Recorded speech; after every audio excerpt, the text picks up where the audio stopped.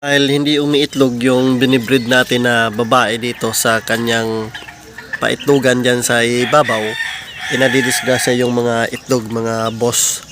Dito siya umiitlog sa baba. So, nababasag yung itlog, nasasayang. Kaya, inilipat ko muna itong maliit na babae dito. Tapos yung binibreed natin na Raptor nakakross sa Boston ay Raptor na cross sa Bruce Barnett ay nandun po sa ating kulungan. So ito, dito muna siya kasi pinalit ko lang sila ng lagayan. Tara, tingnan natin mga boss. Ito siya mga boss, oh. Ito yung babae na binibreed natin kasi pwede na siyang magamit. Ayan. So may nakolekta na akong 4 na itlog dito sa babae na to. Napakaganda, napaka-sexy talaga mga boss. Ayan. So ito yung ating pangalawang hen na gagamitin o pullet.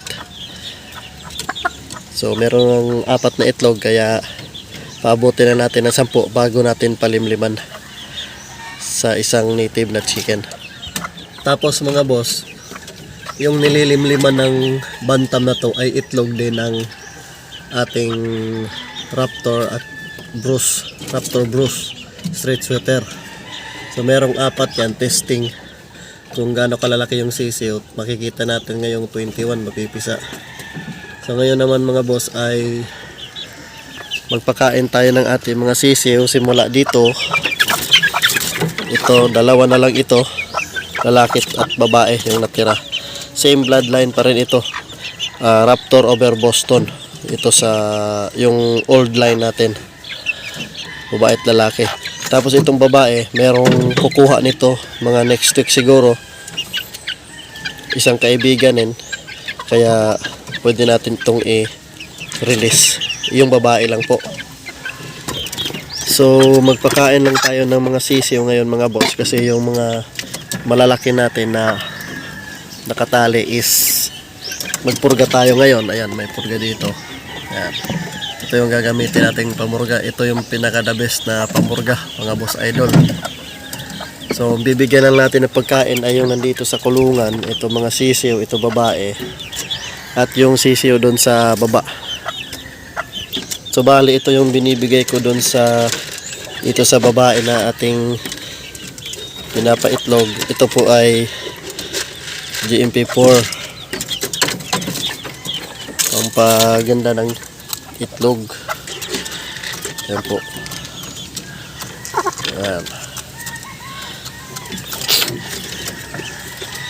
Tapos the rest is bukas na. Bukas na natin pakainin kasi magpurga tayo mamaya. Pakainin natin yung sa baba. Pagkatapos kumain ito, papakastahan natin to mamaya. So ito pala yung ibibigay natin doon sa mga sisiw natin doon sa baba. Ito. Ayan o. Ibigay natin doon. Magtakal lang tayo ng 8 to 9 na takal. Kasyang-kasya na yan sa kanila. Hindi na nila maubos. Merong konting matitira. So tansyado ko na yung kain nila mga boss idol. Kasi palaki sila ng palaki. Dati 6 taka lang, ngayon siyam na. So ito sila mga boss, oh. Ito yung pagkain nila. Ayan. Uy! Na. Ayan na, oh. Punta na sa lupa. Baba ka dyan. Ayan.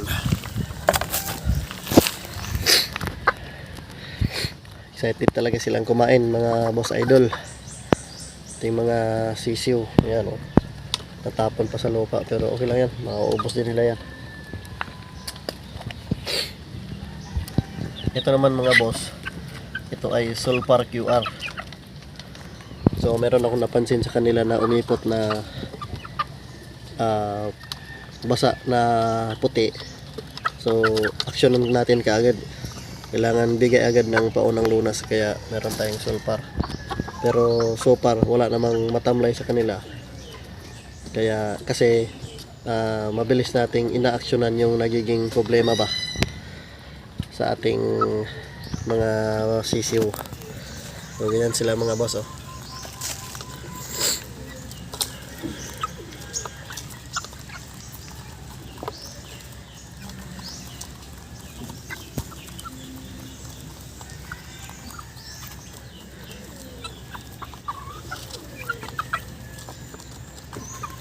So yun lang po mga boss, yung update sa ating mga sisiw at sa ating iba pang mga sisiw. So thank you.